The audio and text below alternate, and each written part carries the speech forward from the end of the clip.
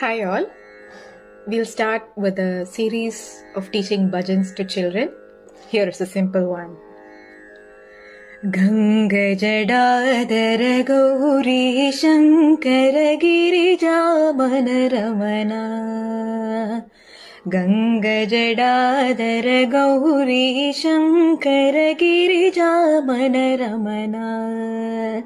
Jaya Mrityam Jaya Mahadeva Maheshwara Mangala Subhacharana. Nandivahana Nagabhushana Nandivahana Nagabhushana Nirupama Gunasadana Nirupama Gunasadana Nadana Manohara Neelaganda Sai Nadana Manohara Neelaganda Sai Neerajadala Nayana Neerajadala Nayana